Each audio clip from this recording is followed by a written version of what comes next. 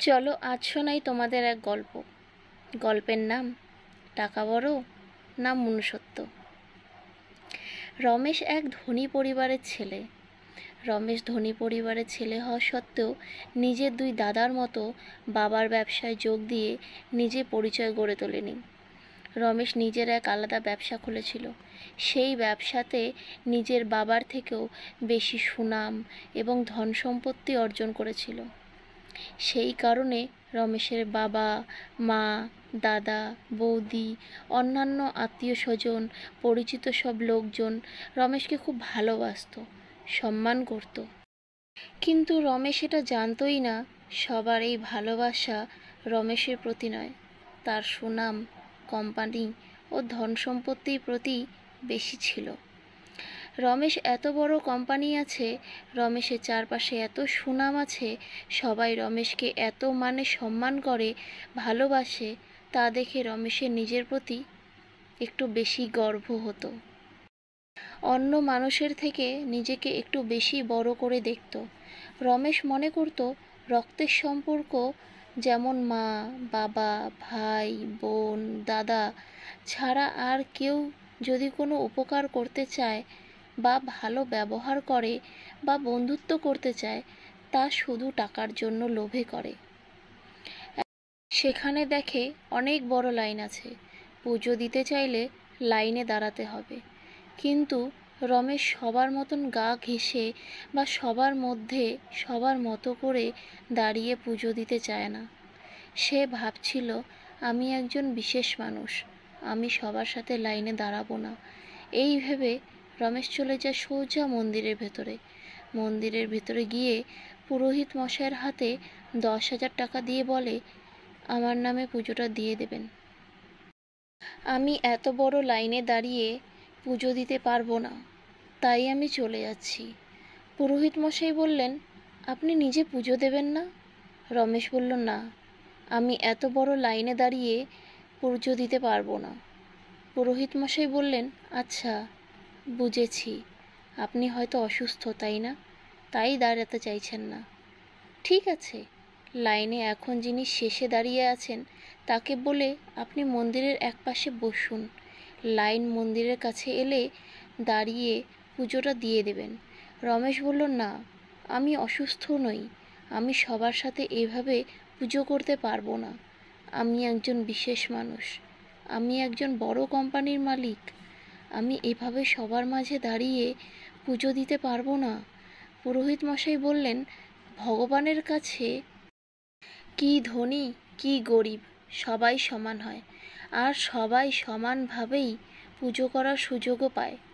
রমেশ রেগে বললেন, আপনাকে পুজো করার টাকা দিয়ে দিয়েছি, আপনি পুজো দিয়ে দিন, আমার এসব কথা বলার মতন সময় নেই।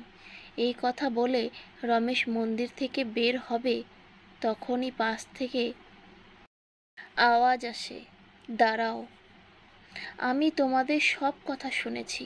তোমার মনে খুব অহংকার, তুমি মনে করো তুমি বড় কোম্পানির মালিক দেখে তুমি একজন বিশেষ ব্যক্তি, এতটাই বিশেষ তুমি অন্য মানুষের সাথে দাঁড়িয়ে পুজো করতেও পারবে না। রমেশ বলেন, কি ভুল বলেছি আমি? এই যুগে যার টাকা নেই সে যত ভালো মনেরই মানুষ হোক না কেন, তাকে কেউ কখনো গুরুত্ব দেয় না, কেউ তাদের সম্মান করে না, কেউ তাদের কথায় বিশ্বাস করে না, কেউ তাদের কথায় তাদের জন্য একটাও কাজ করে না, কেউ তাদের পক্ষে একটাও কথা বলে না। তারা হাজার ভালো কাজ করলেও, হাজার নিজের কাজে মগ্ন থাকলেও কেউ তাদের গুরুত্ব দেয় না। তাদের সবাই ছোট চোখে দেখে বা খারাপ ভাবে, কারণ তাদের কাছে পাওয়ার মতন কিছুই নেই। আর যার কাছে টাকা আছে তাদের সবাই সম্মান করে, সবাই ভালোবাসে। তাদের হাজার দোষ থাকলেও সবার চোখে তারাই দায়িত্ববান মানুষ, ভালো মানুষ, কারণ তাদের টাকা আছে। আমি কোনো মানুষকেই কখনো গুরুত্ব দিই না, কারো সাহায্যও করি না, নিজের লাভ ছাড়া। কিন্তু তবুও সবাই আমাকে ভালোবাসে। একমাত্র বাবা, মা, দাদা আমার আপন। এরা আমাকে কোনো স্বার্থ ছাড়াই ভালোবাসে, কারণ এরা আমার আপন। এই পৃথিবীতে বাবা মা দাদা ছাড়া কেউ আপন হয় না, কারণ এদের সাথে আমার রক্তের সম্পর্ক। তখন সাধু বললেন, তুমি ভুল। রক্তের সম্পর্ক আমাদের সেই সম্পর্ক যাদের আমরা চাইলে অস্বীকার করতে পারবো না, কিন্তু স্বার্থ বুঝে সঙ্গে থাকতে পারবো, স্বার্থ শেষে সঙ্গ ছেড়ে চলে যেতে পারবো।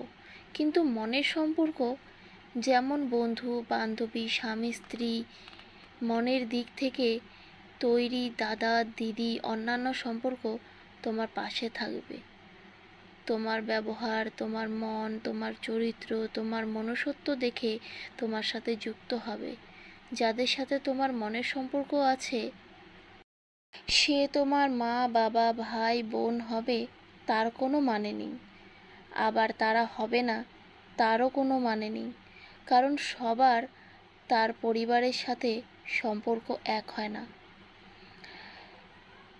এক রকম মিল থাকে না।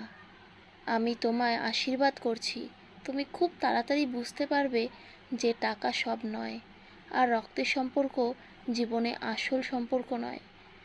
রমেশ কিছু না বলেই সেখান থেকে চলে যেতে চায়, কিন্তু পিছনে ঘুরে বলে যায়, আপনার কথা সত্যি হলে আপনার কাছে এবং এই মন্দিরে আবার আসব।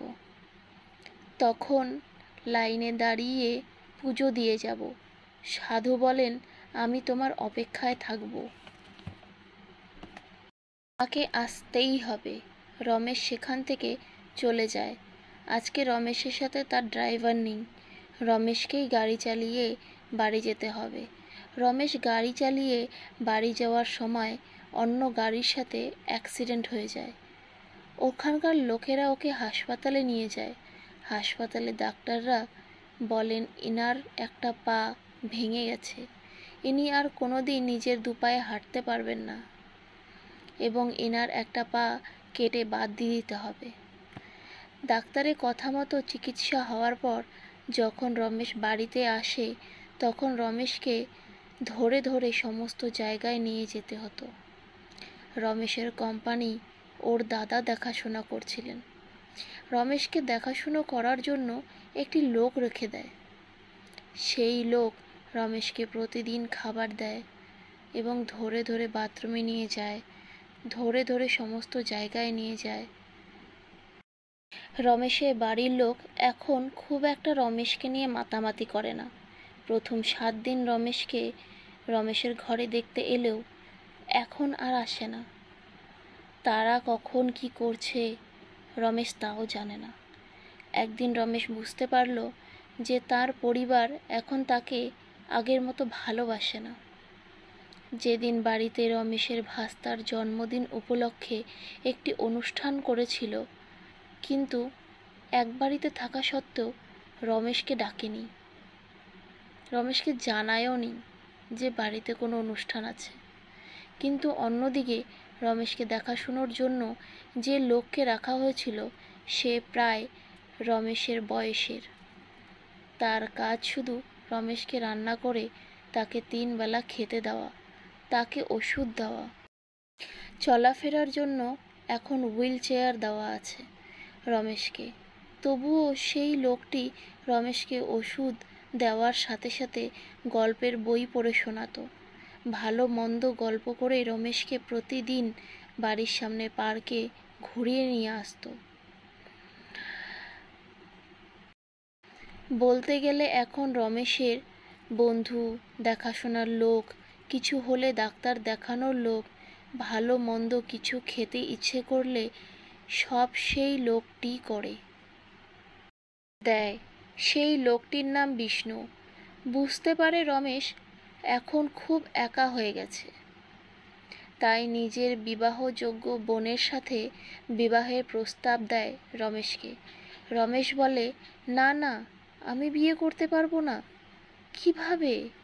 আমার তো একটা পাই নেই, আমি ওকে কি করে যত্নে রাখবো? আমি কিভাবে ওর প্রয়োজন পূর্ণ করব? বিষ্ণু বলে, না না, আপনাকে ওর প্রয়োজন পূর্ণ করতে হবে না, আমার বোন একজন স্কুল টিচার।